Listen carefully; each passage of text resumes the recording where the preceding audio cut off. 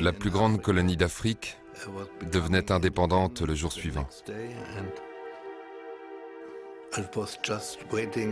Et j'attendais comme les autres à Léopoldville. J'attendais que le roi arrive, ainsi que le nouveau président. Ils viendraient ensemble sur le boulevard Albert.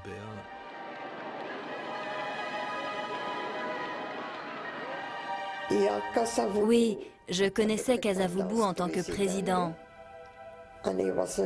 C'était un homme bon.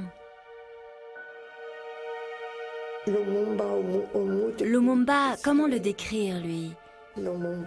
J'avais peur de lui. Vraiment peur. Mwana Kitoko, on l'appelait toujours pareil. Beau garçon. Il était très mince et frêle, notre roi, en comparaison avec Kasavubu, qui, lui, était robuste.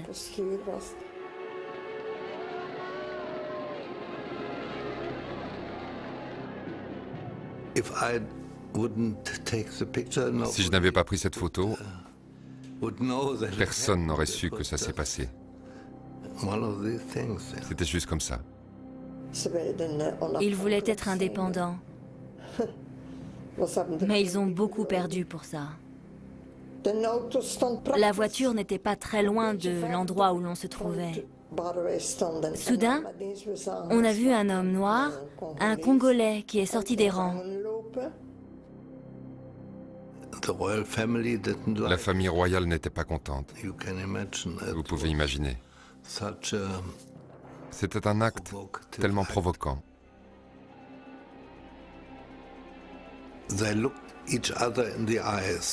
Ils se sont regardés dans les yeux, le président Kasavubu et le jeune homme.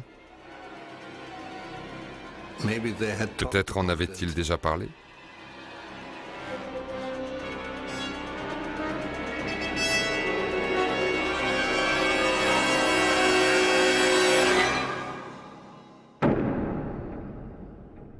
Plus tard, quand il est parti, pourquoi personne ne l'a-t-il suivi?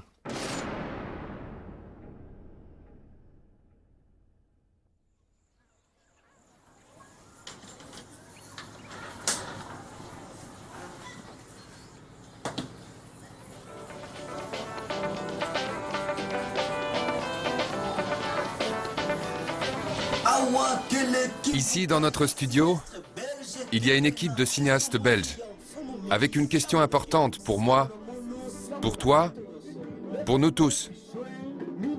Le 29 juin 1960, un jour avant l'indépendance, dans la ville de Léopoldville, un jeune Congolais a arraché l'épée du roi Baudouin.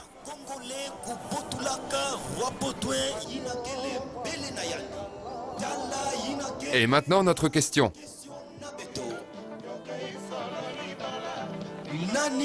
Qui connaît le nom du jeune homme qui a confisqué l'épée du roi Baudouin? Pour répondre à cette question, veuillez contacter le numéro de téléphone suivant. 081 36 08.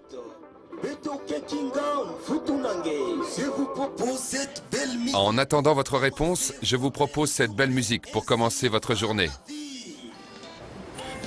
2007. Un nouveau style, un nouveau son. Aïe. Hey.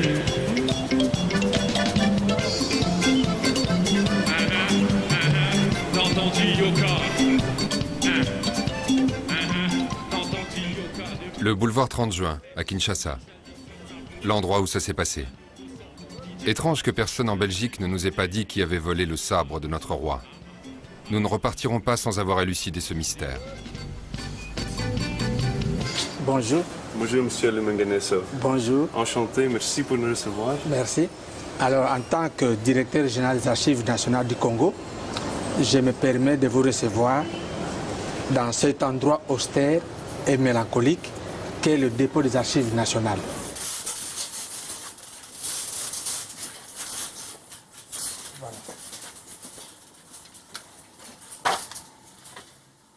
Nous avons des copies ici, mais la plupart de nos documents ont été transférés à la veille de l'indépendance en Belgique. La Belgique nous a donné l'indépendance, mais il nous a pris aussi des documents, la mémoire collective.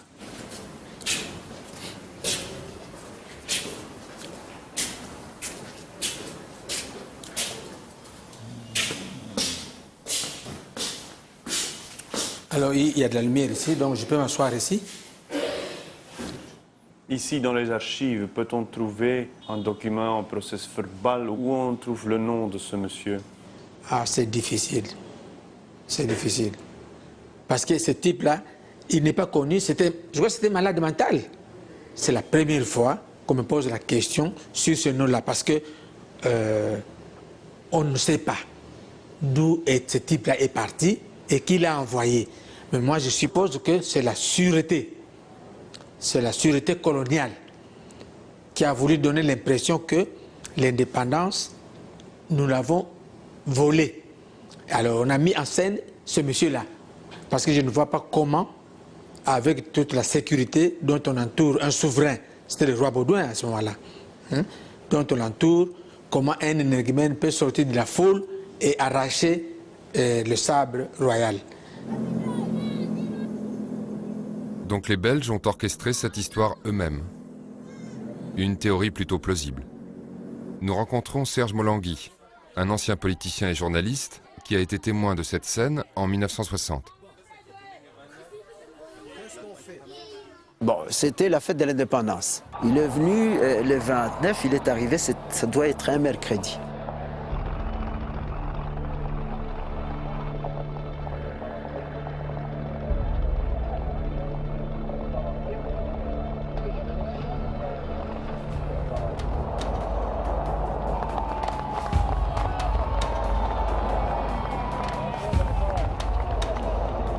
Il vient de l'aérodrome. Nous étions tous sur le boulevard Albert Ier.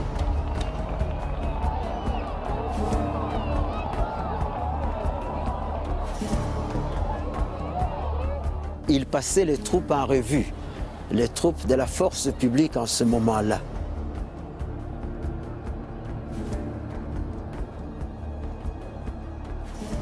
Il vient sur le boulevard, il continue à passer les troupes. Moi et les autres, nous nous trouvions juste à la place Braconnier. Tout le monde avait les yeux vers le roi et on l'applaudissait, on l'acclamait. Et les messieurs passent comme une flèche.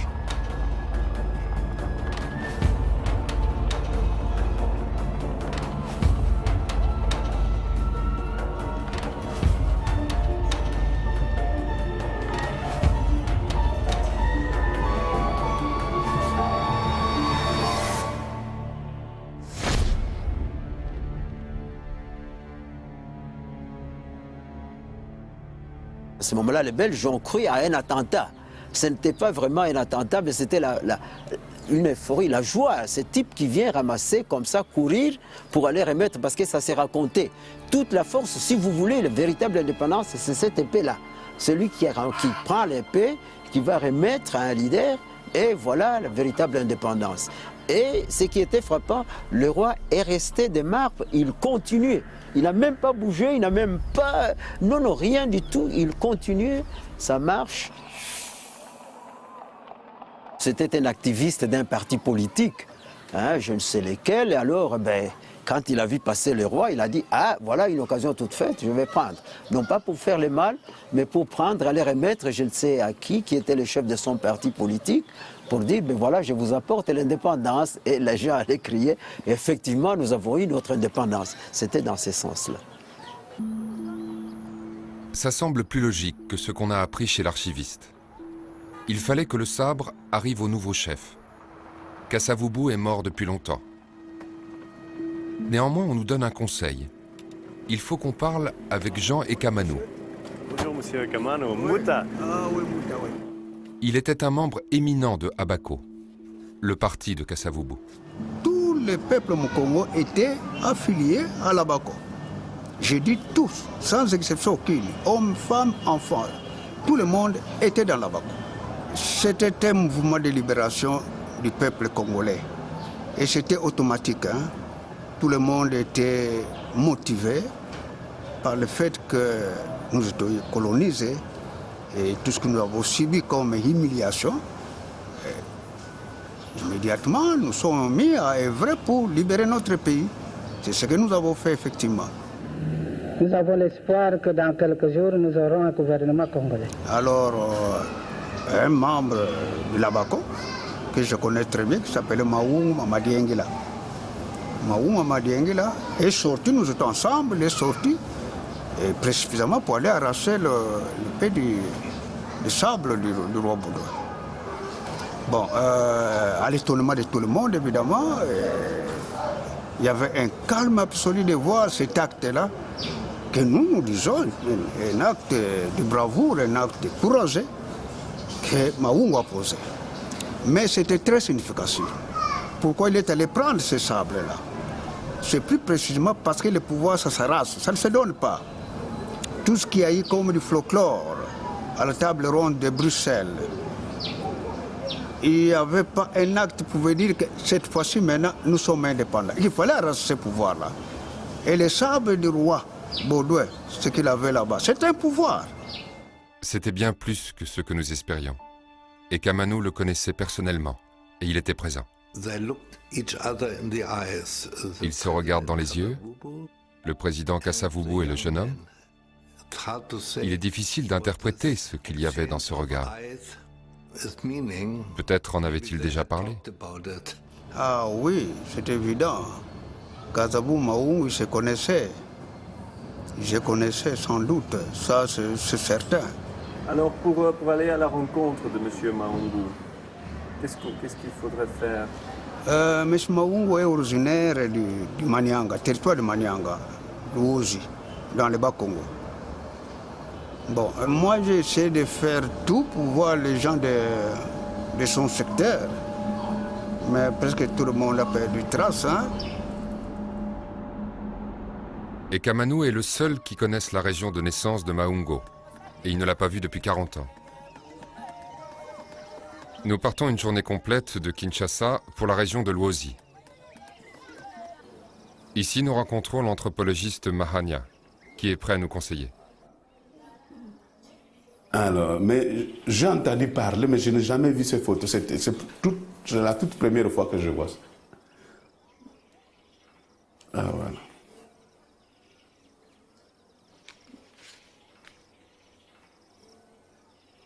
Je pense que ça, c'est un médaillon de Kodia. C'est comme le Kodia là, de Kodia de Dabako. Je pense que Mahungu, c'est un nom d'un fétiche, déjà. Donc, j'aimerais savoir, a-t-il été initié ou a-t-il pris le nom de son oncle ou de son grand-père qui avait été initié? La légende dit que un des chefs Congo est mort à Zimba, dans la région du Manianga. Et on a préparé son enterrement. Le jour de l'enterrement, on voulait faire descendre le cercueil dans la tombe, mais ils étaient surpris, le cercueil ne descendait pas. Et subitement, on a vu le cercueil s'ouvrir. Et le chef qui était là s'est envolé avec l'épée. Cette épée, on l'appelle à Kikongo Nsengelamele. Il est parti avec l'épée et la population attend le retour de l'épée, puisque l'épée incarne le pouvoir. C'est ainsi que le 29 juin 1960, quand le roi Baudouin est venu, les Bakongo ont vu qu'il portait l'épée. Et pour eux, cette épée était la leur. Alors c'est ainsi qu'un certain Mahungu arrachait l'épée du roi.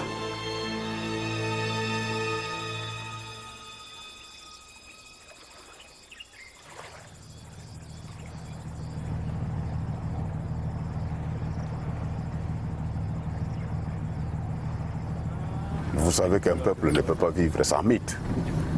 Donc c'est ce mythe qui a fait que beaucoup de jeunes ont intériorisé cette idéologie politique puisqu'ils attendent le retour du chef avec le couteau.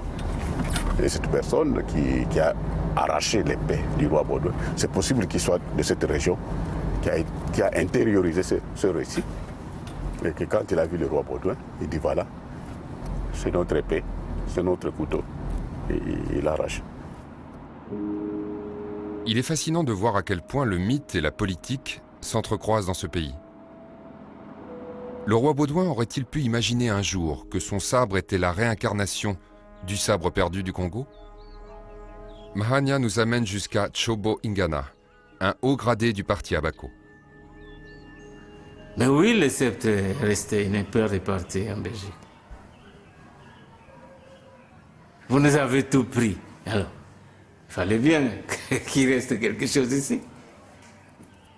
Vous avez tout gardé là-bas, vous nommez qui vous voulez, vous mettez en place qui vous voulez, mais quand même, il y a un minimum qui doit rester avec nous, notre âme. l'âme est restée. Je ne sais pas vous donner une autre explication que celle-là. Le sceptre du roi est arraché, il a circulé, il a été mis à la place où il était destiné à être mis. C'est lui que vous avez vu arracher le sceptre du roi, est un être qui a une vie qui n'est pas dans cette dimension, mais dans une autre dimension. Mais la seule chose que je peux vous dire, parce que je ne peux pas rentrer dans les détails là-dedans, je ne crois pas être autorisé à ça. Les photos que vous disposez de ce que vous croyez être un fou, c'est un hologramme.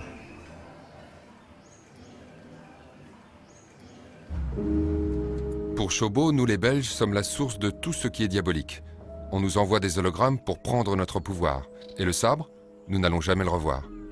Badiki Sumbo est collectionneur de sabres traditionnels du Congo. Il n'a jamais vu le sabre de notre roi, mais il peut nous expliquer ce que veut dire le nom Mahungu. Mahungu, c'est l'homme tout-puissant, qui est à la fois masculin, qui est à la fois féminin. Mahungu, c'est la première créature que Dieu a créée. Dieu, le Nzambiampungu, le Dieu tout-puissant. La première créature humaine qu'il a créée était l'homme complet, Mahungu. Effectivement, le nom Mahungu, on le retrouve dans le chef de quelques personnes de la population Congo. Mais devant un événement comme ça, je pense plus vers un nouveau nom. Parce que l'acte qu'il a posé ne peut être posé que par un Mahungu. Le nom est donné à la naissance généralement. Et il détermine le futur de la personne. Mais tout le long du parcours, si la personne arrive par exemple à poser un acte de bravoure, on lui colle un autre nom. Alors je pense beaucoup plus vers cette thèse que Mahungu était le nom qu'on a attribué à la personne après avoir posé l'acte. Parce que je ne serais pas étonné qu'on dise aussi que l'homme a disparu. Mahungu est peut-être un fétiche, un hologramme ou un esprit divin, mais ce nom ne nous amène pas sur une piste concrète. Nous suspectons que le vol du sabre ait créé sa propre légende. Je ne connais pas le vrai nom. Le magazine pour qui je travaillais ont inventé le nom eux-mêmes. 25 ans plus tard, j'ai posé les questions à Mobutu, mais il n'avait pas de réponse. Je pensais qu'il pouvait connaître quelqu'un à la police, qui pouvait me donner des informations ou des réponses, mais... «